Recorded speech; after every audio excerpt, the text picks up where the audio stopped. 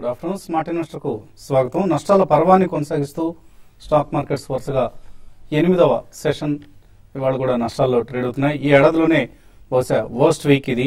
So December 31 తర్వాత నిఫ్టీకి సెన్సెక్స్ కి ఇదే కనిష్ట స్థాయి కూడా. సో 3 months లో దగ్గర ట్రేడ్ అవుతున్నాయి మార్కెట్స్. సెలాన్ ర్యాలీస్ ట్రెండ్ కొనసాగుతుంది. 8331 ఇన్ఫాక్ట్ లోవర్ లెవెల్స్ నుంచి మార్కెట్స్ కోలుకున్నాయి. ఓ దశలో 8300 కంటే కూడా కిందకు వెళ్ళటం చూసాను నిఫ్టీ.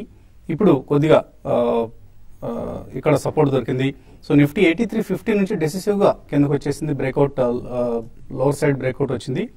సో దీంతో నెక్స్ట్ కీ సపోర్ట్ లెవెల్ ఏదైతే ఉందో 8200 ఈ లెవెల్ కూడా టచ్ చేస్తుందా లేదా ఇక్కడతో ఈ ఫాల్ కొంత బ్రేక్ పడుతుంది అనేది ప్రస్తుతానికి ప్రశ్నార్థకం. So real estate, oil and gas ఈ రెండు సెక్టర్స్ సంబంధించిన స్టాక్స్ ఇవాళ మార్కెట్స్ ను కిందకు తీసుకొస్తున్నాయి. టాప్ లూజర్స్ అలాగే మిడ్ క్యాప్ స్టాక్స్ లో వాళ్ళ సెల్లింగ్ చాలా ఎక్కువగా ఉంది. CNX mid cap one of the top losers list లో ఉంది. ఐటీ స్టాక్స్ మాత్రమే కొంత ఇండెక్స్ కు సపోర్ట్ గా మనకు కనిపిస్తున్నాయి. మార్చ్ 4th మనం చూసిన 9119 9,119 పాయింట్ల స్థాయి నుంచి ఇప్పుడు ప్రస్తుతం 9% దిగి వచ్చాయి మార్కెట్స్. ఆ హై లెవెల్స్ నుంచి అంటే అప్పుడు చూసిన మార్చ్ 4th చూసిన ఆల్ టైమ్ పీక్ లెవెల్ నుంచి 9% కరెక్ట్ అయ్యే మార్కెట్స్. అలాగే సెన్సెక్స్ కూడా ఆ రోజు 30,024 స్థాయిని టచ్ చేయడం చూసాం. అక్కడ నుంచి ఆల్మోస్ట్ 2,500-2,600 పాయింట్లు కోల్పోవడం కూడా చూస్తున్నాం. సో కొన్ని స్టాక్స్ అయితే చాలా ఎక్కువ నష్టపోయి అప్పటి నుంచి చూస్తే కొన్ని mid caps like Bhushan steel లాంటివి 40% నష్టపోయి బ్యాంక్ ఆఫ్ బరోడా 26% నష్టపోయింది మార్చ్ 4th లెవెల్ నుంచి. అలాగే మిడ్ క్యాప్ ఫార్మా స్టాక్స్ లో కూడా ఇవాళ మనం కొంత కరెక్షన్ చూస్తున్నాం. ఎక్కడైతే లాభాలు ఉన్నాయో అక్కడ లాభాలు బుక్ చేసుకుంటున్నారు ఇన్వెస్టర్స్. ఎందుకంటే మిగతా కౌంటర్స్ లో వచ్చిన నష్టాల నుంచి తప్పించుకోవడానికి లాభాలు ఉన్న కౌంటర్స్ ను అడ్డం పెట్టుకుంటున్నారు. గ్లెన్మార్క్, వోకార్డ్, డిఆర్ఎల్, డాక్టర్ డి స్లాబ్స్, అలాగే లూపిన్, సన్ ఫార్మా ఇటువంటి స్టాక్స్ అన్నింటిలో కూడా వాళ్ళు సెల్లింగ్ చూస్తున్నాం. టెలికాం స్టాక్స్ భారీగా నష్టపోతున్నాయి. భారతి, ఐడియా, ఆర్కామ్ 4-5% నష్టంతో ట్రేడ్ అవుతున్నాయి. ఇవన్నీ కూడా వాళ్లకు ఈ స్పెక్ట్రమ్ ఆక్షన్ లో ఏదైతే అవుట్ గా ఉందో అదంతా కూడా వాళ్ళ మార్జిన్స్ మీద ఇంపాక్ట్ చూపిస్తుందన్న ఉద్దేశంతో కొంత మార్కెట్స్ లో సెల్లింగ్ చూస్తున్నాం. ఇంకా షార్ట్ టర్మ్ లో మార్కెట్స్ ఇంకా కరెక్ట్ అయ్యే ఉద్దేశం ఉన్నట్లు కనిపిస్తుంది. ఎందుకంటే మార్చ్ 31 ఫ్యాక్టర్ ఇంకా కంప్లీట్ కాలేదు. సో మార్చ్ 31 లోగా కొంత షార్ట్ టర్మ్ క్యాపిటల్ లాస్ లాంటివి ఏమైనా చూపించే ఉద్దేశం ఉంటే అటువంటి సెల్లింగ్ కూడా కొంత గమనిస్తున్నాం. గ్లోబల్ ఫ్యాక్టర్స్ కొంత కారణం, ఇలా రకరకాల కారణాలతో మార్కెట్స్ లో ఈసారి కరెక్షన్ కొంచెం డీపెన్ అవుతోంది ఇంతకుముందు కరెక్షన్స్ తో కంపేర్ చేస్తే. లాస్ట్ 1 year లో మనం మోర్ దాన్ 5% కరెక్ట్ అయిన సందర్భాలు చాలా తక్కువ చూసాం. ఇది డీప్ కరెక్షన్ గా భావించవచ్చు లాస్ట్ 1 year లో మనం చూసిన కరెక్షన్స్ లో. సో 16 నిఫ్టీ స్టాక్స్ లాస్ట్ అంటే ఇయర్ టు డేట్ చూస్తే 10-34% క్షీణించాయి. అలాగే 22 Nifty stocks year to date losses ప్రకటించాయి. పంజాబ్ నేషనల్ బ్యాంక్ టాప్ లూజర్ ఈ 22 స్టాక్స్ లో. అలాగే 19 స్టాక్స్ నిఫ్టీ స్టాక్స్ లో 19 200 రోజుల సగటు చలనం అంటాం 200-day మూవింగ్ యావరేజ్ కు కింద ట్రేడ్ అవుతున్నాయి. 31 స్టాక్స్ మాత్రం ఇప్పటికి కూడా ఇంత ఫాల్ లో కూడా 200-day మూవింగ్ యావరేజ్ కి పైన ట్రేడ్ అవుతున్నాయి. సో ఇది కొంత ఊరట కలిగించే అంశం. Otherwise markets short term outlook negative గా ఉంది. వీకెండ్ ఫ్యాక్టర్ కూడా కొంత పనిచేస్తున్నట్లుగా ఉంది. ఎందుకంటే ఏప్రిల్ సిరీస్ మొదటి రోజు కూడా సెల్లింగ్ వస్తుందంటే ఇది సెలాన్ ర్యాలీస్ ట్రెండ్ కు కొనసాగింపుగానే భావించాలి. మార్కెట్స్ పరిస్థితి గురించి మాట్లాడడానికి అనలిస్ట్ సిద్ధంగా ఉన్నారు మనతో. సో సెల్లింగ్ ఎప్పటికప్పుడు సెల్లింగ్ వస్తుంది. మార్నింగ్ ఓపెనింగ్ పాజిటివ్ ఉన్నప్పుడు కూడా సెకండ్ హాఫ్ బహుశా వీక్ గా ఉండొచ్చు అన్న అంచనానే ఎక్కువ మందిలో ఉంది. సో వీకెండ్ మార్కెట్ కి దూరంగా ఉండమంటారా ఈ 2 రోజులు సెలవు ఎంజాయ్ చేయడానికి, లేదా కొద్దిగా ఇక్కడ ఏమన్నా పొజిషన్స్ తీసుకోవచ్చు అంటే investment positions? I don't think so అండి. ఈవెన్ నెక్స్ట్ వీక్ కూడా మనకి ట్రాంకేటెడ్ వీక్, నెక్స్ట్ వీక్ కూడా హాలిడేస్ ఎక్కువ ఉన్నాయండి. Almost about 2 trading days working holidays ఉన్నాయి. So I think next week కూడా అంత ఆశాజనకంగా ఏమి ఉండే అవకాశం కనిపించలేదండి. సో మార్కెట్ లో అంత తొందరపడాల్సిన అవసరం లేదు. ఇన్వెస్టర్స్ కూడా మనం గతంలో చెప్పుకున్నట్టు ఏప్రిల్ 1st, 2nd వీక్ లో కూడా మంచి ఆపర్చునిటీస్ వస్తాయి. ఈ లోపల మనకి చిన్న ట్రేడింగ్ బౌన్స్ ఏదైనా వస్తే రావచ్చు, కానీ ఐ డోంట్ థింక్ మార్కెట్ మళ్ళీ ట్రెజెక్టరీ వైజ్ పాజిటివ్ గా రావాలంటే మాత్రం కొద్దిగా టైం పట్టే అవకాశం ఉంది. అట్లీస్ట్ అబౌట్ 4-6 weeks మొత్తం రిజల్ట్ సీజన్ అయిన తర్వాతనే మార్కెట్ ఒక పాజిటివ్ ట్రెండ్ లో కానీ ఒక ట్రెజెక్టరీ అంటే అక్కడ నుంచి స్టెబిలైజ్ అయ్యి ట్రెజెక్టరీ ఫామ్ అవుతుందండి. సో ఈ లోపల మాత్రం తొందరపడి ఇన్వెస్ట్మెంట్ చేయాల్సిన అవసరం లేదు. అంటే పెద్ద మొత్తం ఎవరైనా కమిట్ చేయాలనుకుంటే ఒకవేళ ఏమైనా ఎస్ఐపి ద్వారా చేయాలి లేకపోతే చిన్న చిన్న అమౌంట్స్ చేయాలంటే కూడా మనకి April 1st వీక్ తర్వాత ఆలోచించవచ్చు. అప్పటిదాకా మాత్రం I don't think one should definitely invest in the market. So ట్రేడర్స్కి ఎటువంటి సలహా ఇస్తారు? Stay away from the market అంటారా లేదా షార్ట్ సెల్లింగ్ చేయొచ్చా ఇక్కడ? అంటే ఈ లెవెల్లో షార్ట్ సెల్లింగ్ అయితే అడ్వైస్ కాదండి, ఎందుకంటే మార్కెట్ ఒక డీప్ కరెక్షన్ చూసాము, ఒక ప్యానిక్ సెల్లింగ్ చూసాము. కాబట్టి ఇక్కడ ఏంటంటే షార్ట్స్ ఏవైతే ఉన్నాయో అవి కవర్ చేసుకోమని చెప్తాను. మరి ముఖ్యంగా బ్యాంకింగ్ స్టాక్స్లో చాలా దాదాపు ఒక 8 trading sessions 8 to 9 trading sessions కంటిన్యూగా వీక్గా ఉంది బ్యాంక్ నిఫ్టీ. కాబట్టి ఈ లెవెల్లో ఏంటంటే మనకి కొంచెము షార్ట్ కవరింగ్ ప్లస్ కొంత బార్గెన్ బయింగ్ అనేది రావడానికి అవకాశం ఉంది. అదే కారణంతో మనం ఈ రోజు కూడా చూస్తే బ్యాంక్ నిఫ్టీ ఈవెన్ మార్కెట్ మైనస్లో ఉన్నా కూడా బ్యాంక్ నిఫ్టీ దగ్గరగా ఫ్యూచర్స్ ఒక 100 points ప్లస్లో ఉంది. కాబట్టి bank Nifty at least 1 or 2 days or 1 week trend పరంగా చెప్పాలంటే ఈ లెవెల్లో కొంత బాటమ్ అవుట్ అయినట్టు చెప్పొచ్చు. అదేవిధంగా బ్యాంకింగ్ స్టాక్స్ కూడా చాలా స్ట్రాంగ్ ఉన్నాయి, ఇండెక్స్ బేస్డ్వి. కాబట్టి వాటిలో లాంగ్ పొజిషన్స్ కన్సిడర్ చేసుకోవచ్చు. అయితే ఈ అప్ ట్రెండ్ అనేది ఒక 1 or 2 days ఉన్నా కూడా మళ్ళీ మార్కెట్స్ వీక్గానే ఉంటాయి. ఎవరైతే షార్ట్ లాంగ్ పొజిషన్ తీసుకొని 1 or 2 days కోసము హోల్డ్ చేసి మరి ఇమీడియట్గా ఎగ్జిట్ అయిపోతే లాంగ్ పొజిషన్ తీసుకోమంటారు. లేదంటే మాత్రం మార్కెట్స్ మళ్ళీ వచ్చే కొద్ది రోజుల్లో మళ్ళీ వీక్గానే ఉండే అవకాశం ఉంటుంది. బట్ ఈ లెవెల్లో మాత్రం మార్కెట్ కన్సాలిడేషన్ లో ఉండే అవకాశం ఎక్కువ ఉంది. అంటే ప్యానిక్ సెల్లింగ్ కూడా పెద్దగా మార్కెట్ లో ఉండకపోవచ్చు. ఒక రోజు పెరగడం ఒక రోజు పడడం ఆ విధమైన ట్రెండ్ ఉంటుంది. బ్యాంకింగ్ ఒకటి, తర్వాత ప్రాఫిట్ బుక్ చేసుకోవాలని సెక్టర్లో ఇక్కడ నుంచి కొంత ఐటీ స్టాక్స్ మాత్రం ప్రాఫిట్ బుక్ చేసుకోమని చెప్తాను. దాంతోపాటు ఫార్మా స్టాక్స్ కూడా ఈ రోజు ఇంట్రెస్టింగ్ ఏంటంటే ఎన్ని రోజులు స్ట్రాంగ్ ఉన్న కౌంటర్స్ ఈ రోజు వీక్ అవుతున్నాయి. కాబట్టి ట్రెండ్ అనేది రివర్స్ లో ప్యాటర్న్ వీటిలో ఉంది. కాబట్టి ఫార్మా అండ్ ఐటీ స్టాక్స్ లో ప్రాఫిట్ బుక్ చేసుకొని ట్రేడింగ్ చేసుకునే వాళ్ళు బ్యాంక్ స్టాక్స్ లో ఇండెక్స్ బేస్డ్ మాత్రమే లాంగ్ పొజిషన్ తీసుకోమంటారు. మిగతా అన్ని సెక్టర్లు మాత్రం వచ్చే కొద్ది రోజుల్లో ఫ్లాట్ గా ఉండే అవకాశం ఎక్కువ ఉందండి. కాలర్స్ లైన్ ఉన్నారు. ఫస్ట్ కాలర్ ఖమ్మం నుంచి సతీష్. హలో. హలో సార్, నమస్తే సార్. నమస్తే అండి, అడగండి. హలో, అడగండి సతీష్. సార్ నమస్తే సార్, నా పేరు సతీష్ సార్. హలో సతీష్ అండి, నా పేరు ఖమ్మం అండి. నా దగ్గర SBI, ICICI bank, axis bank ఇవన్నీ 300 షేర్స్ తీసుకున్నాను సార్. SBI వచ్చేసి 305 లో తీసుకున్నాను. ICICI బ్యాంక్ వచ్చేసి 310 లో తీసుకున్నాను. యాక్సిస్ బ్యాంక్ వచ్చేసి 520 లో తీసుకున్నాను. ఇవి ఉంచుకోవచ్చా సార్, అమ్మేయాలా సార్? ఏం చేయమంటారు? SBI, ICICI అండ్ యాక్సిస్ ఇప్పుడే అనుకున్నామండి, మీరు అన్ని కూడా ఇండెక్స్ స్టాక్స్ తర్వాత బ్యాంకింగ్ స్టాక్స్ లో తీసుకున్నారు కాబట్టి మీరు అన్ని కూడా హోల్డ్ చేయండి. ఇప్పుడున్న మీకు లాస్ ఉన్నది ఏంటంటే ఇది జస్ట్ ఒక టెంపరీ లాస్ అనుకోవాలి. వచ్చే కొద్ది రోజుల్లో కొంత వీక్ గా ఉన్నా కూడా ఓవరాల్ లాంగ్ పీరియడ్ లో అంటే నెక్స్ట్ 1 year 1.5 year మళ్ళీ చూసుకుంటే మీకు మంచి రిటర్న్ రావడానికి అవకాశం ఉంటుంది. అన్ని కూడా హోల్డ్ చేయండి. మీరు చెప్పిన వాటిలో కొంచెం private banks compare to PSU banks strong ఉన్నాయండి. యాక్సిస్ బ్యాంక్, ICICI బ్యాంక్ ఇక్కడ నుంచి స్ట్రాంగ్ ఉండడానికి అవకాశం ఉంటుంది. SBI మాత్రం కొంచెం హై లెవెల్ సెల్లింగ్ రావచ్చు వచ్చే కొద్ది రోజులు. బట్ ఓవరాల్ ట్రెండ్ పరంగా చెప్పాలంటే షార్ట్ టర్మ్ మాత్రం డౌన్ ట్రెండ్, లాంగ్ టర్మ్ మాత్రం మళ్ళీ అప్ ట్రెండ్ వచ్చే అవకాశం ఉందండి. మరిన్ని కాల్స్ అలాగే మెయిల్స్ తీసుకునే ముందు కాసేపు ప్రకటనలు.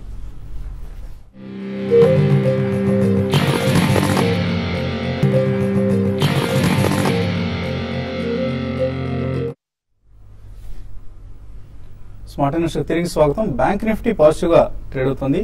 బట్ నిఫ్టీ సెన్సెక్స్ లో మాత్రం నష్టాలు కొనసాగుతూనే ఉన్నాయి. బ్యాంక్ నిఫ్టీ సుమారుగా 175 పాయింట్ల లాభంతో ట్రేడ్ అవుతుంది. ఈవెన్ సెన్సెక్స్ నిఫ్టీలు కూడా స్లైట్లీ ఫ్లాట్ టు పాజిటివ్ గా వచ్చే ప్రయత్నంలో ఉన్నాయి. తర్వాత కాలర్ లైన్ ఉన్నారు, తెనాలి నుంచి రామలింగేశ్వరరావు. హలో. హలో సార్, నా దగ్గర 95 లో ఆంధ్ర బ్యాంక్ తీసుకున్నానండి షేర్లు. ఓకే. హలో, ఆంధ్ర బ్యాంక్ ఏం చేయమంటారు? 95 రూపాయలకు ఉన్నారు. బాగా లాస్ లో ఉన్నారండి. కానీ ఇప్పుడప్పుడే అది పెరిగే అవకాశం మాత్రం కనిపించలేదు. ఎందుకంటే అన్ని public sector banks, Andhra bank ఒకటే కాదు, అన్ని మెజారిటీ పబ్లిక్ సెక్టర్ బ్యాంక్స్ ఇంకా పుంజుకుని అవి పెరగాలంటే చాలా టైం పట్టే అవకాశం ఉందండి. కాబట్టి ఒకవేళ మీరు లాస్ బుక్ చేయాలనుకుంటే మాత్రం ఒక చిన్న ట్రేడింగ్ జంప్ ఏమైనా వస్తే April 1st and 2nd week లో ఇందులోంచి షిఫ్ట్ అయిపోవడం బెటర్ అండి. ఇందులో షిఫ్ట్ అవ్వాలంటే ఇమీడియట్లీ కాదు, ఇందులో ట్రేడింగ్ బౌన్స్ వచ్చినప్పుడు అమ్ముకుని కొద్దిగా వెయిట్ చేసి పడ్డప్పుడు private sector banks or housing finance companies, LIC housing, GAC housing ఇటువంటివి కొనుక్కుంటే బెటర్ అండి.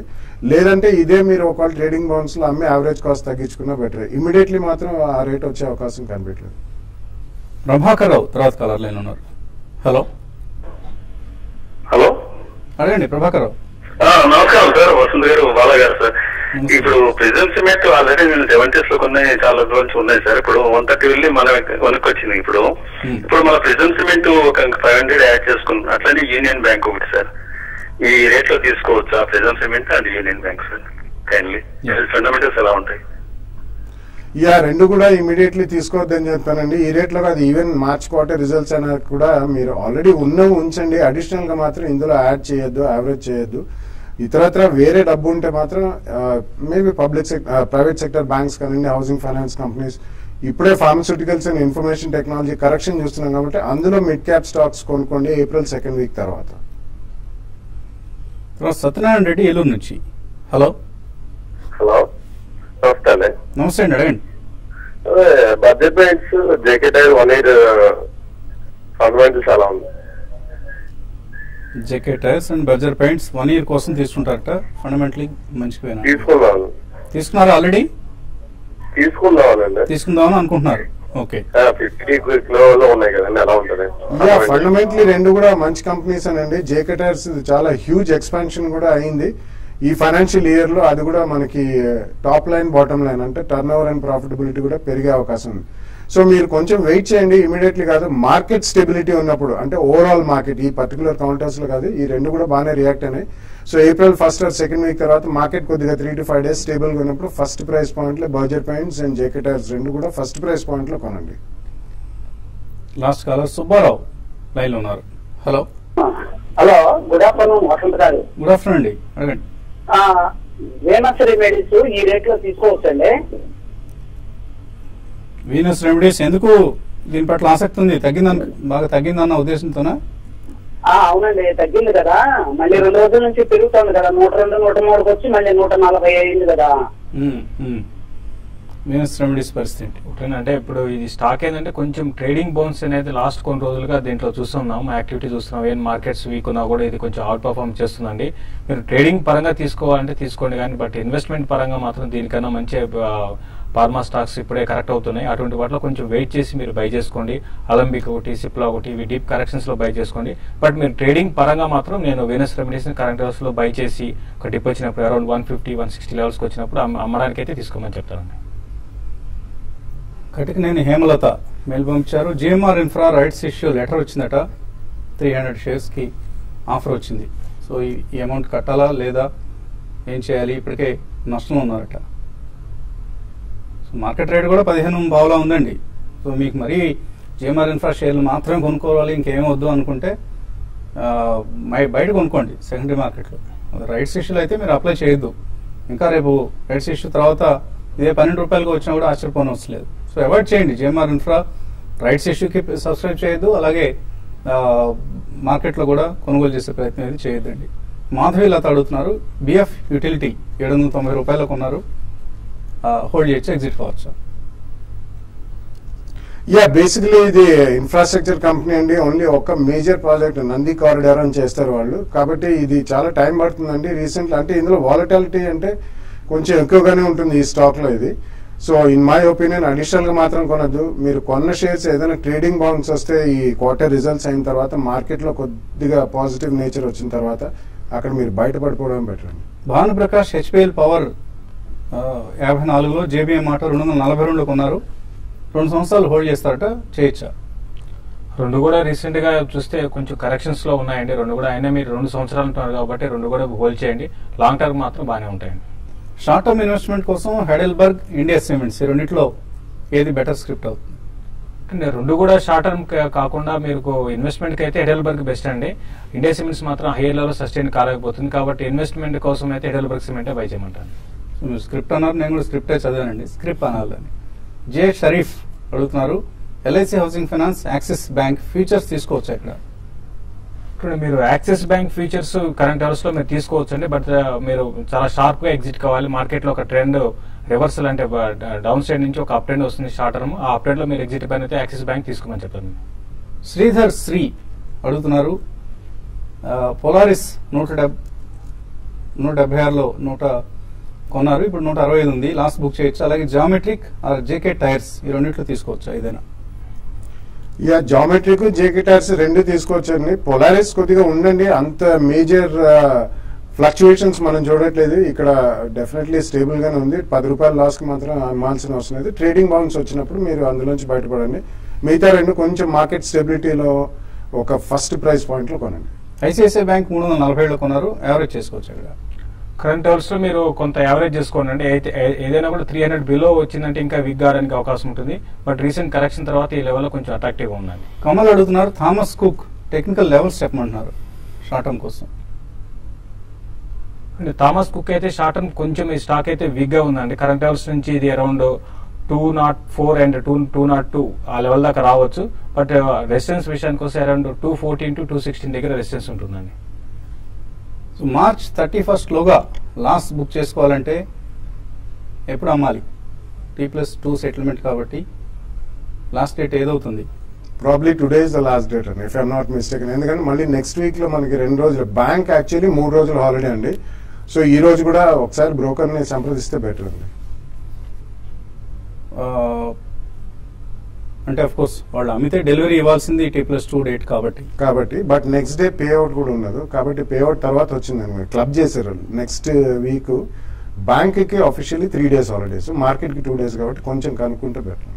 ఒకసారి చెక్ చేసుకోండి బ్రోకర్తో కూడా మీరు. ఇంత షార్ట్ టర్మ్ లో టక్మని ఆలోచించి చెప్పడం కూడా కష్టం. పరమేశ్వరరావు అడుగుతున్నారు HCL ఇన్ఫో 40 రూపాయలకు ఉన్నారు. మారుతి సుజుకి దాని నుంచి ఎగ్జిట్ అయ్యి మారుతి సుజుకి కొందాం అనుకుంటున్నారు 6 months కోసం, తీసుకోవచ్చా? అంటే ఒకటి మీరు మారుతి సుజుకి రీసెంట్ గా బాగా కరెక్ట్ అయిందండి ఆటోమొబైల్ సెక్టర్ లో. కరెంట్ అవర్స్ లో మీరు లాంగ్ టర్మ్ కోసం అయితే మారుతి సుజుకిని తీసుకోవచ్చు. బట్ HCL ఇన్ఫో సిస్టమ్ కూడా పర్లేదు, బెటర్ గానే ఉంది. అయితే రీసెంట్ కరెక్షన్ తర్వాత ఈ స్టాక్ లో ఒక చిన్న అప్ ట్రెండ్ వస్తుంది, అప్పుడు ఎగ్జిట్ కమని చెప్తానండి. మోల్టెక్ ప్యాకేజింగ్ 240 రూపాయలకు ఉన్నారు, ఇప్పుడు 206 ఉంది. 12 months వెయిట్ చేస్తారట, యావరేజ్ చేసుకోవచ్చా? వాణి అడుగుతున్నారు. బేసికలీ కొంచెం మార్కెట్ స్టెబిలిటీ కోసం వెయిట్ చేయండి, ఎందుకంటే అందులో లిక్విడిటీ చాలా తక్కువ అండి. మోల్టెక్ ప్యాకేజింగ్ కంపెనీ పరంగా మంచి company and they doing well also, కానీ కొంచెం లిక్విడిటీ పెరగాలి అందులో. సో మార్కెట్ స్టెబిలిటీ ఉన్నప్పుడు కాస్త వాల్యూమ్స్ పెరిగినప్పుడు మీరు సెకండ్ ప్రైస్ పాయింట్ లో కొనుక్కోవచ్చు. RCF గురించి అడుగుతున్నారు రాజేంద్రన్. RCF తీసుకోవచ్చు, తీసుకున్నారట ఆల్రెడీ 35 రూపాయలు. ఏం చేయాలి? ఇప్పుడు ఉన్న పరిస్థితుల్లో మీరు హోల్డ్ చేయండి అండి. ఇప్పుడు ఇమీడియట్ గా అయితే స్టాక్ లో ఒక అప్ ట్రెండ్ అనేది ఉండకపోవచ్చు, బట్ ఇన్వెస్ట్మెంట్ కోసం అయితే మీరు హోల్డ్ చేయండి. పెద్దగా పెరుగుతుందని అయితే నేను అనుకోనండి స్టాక్. అమరేందర్ అడుగుతున్నారు SBI bank of India 3 to 5 months కోసం తీసుకోవచ్చు. 3 to 5 months కి డెఫినెట్లీ ఐ డోంట్ సజెస్ట్ అండి, ఎందుకంటే చిన్న ట్రేడింగ్ బౌన్సెస్ వచ్చి మీరు ఎక్స్ట్రీమ్లీ ఫాస్ట్ తొందరగా మీరు ట్రేడ్ చేసుకునేట్టయితే మీకు ఆ చాకచక్యం ఉంటే తీసుకోండి, లేకపోతే మాత్రం డెఫినెట్లీ అవాయిడ్ చేయండి. పివి శ్రీమన్నారాయణ అడుగుతున్నారు కిరి ఇండస్ట్రీస్ తీస్తున్నారు 235లో, ఏం చేయాలి? హోల్డ్ చేయొచ్చా? నేను ట్రాక్ చేయట్లేదండి అసలు. అలాగే ఏస్ ఎడ్యూ ట్రెండ్, ఇది లాంగ్ టర్మ్ కోసం ఎలా ఉంటుంది? ఏస్ ఎడ్యూ ట్రెండ్ రీసెంట్ గా బాగా కొంచెం పెరిగిన స్టాక్ అండి, బట్ ఇది ఇన్వెస్ట్మెంట్ కి అంత ఎంకరేజింగ్ గా లేదు. మీరు షార్ట్ టర్మ్ కోసం అయితే ఎగ్జిట్ కమని చెప్తాను. మెయిల్స్ చాలా ఉన్నాయి, సమయం మాత్రం మించిపోయింది. ఇది వాటి ఈ వీకెండ్ స్మార్ట్ ఇన్వెస్టర్. మళ్ళీ సోమవారం పొద్దున్నే కలుద్దాం. So till then have a nice weekend.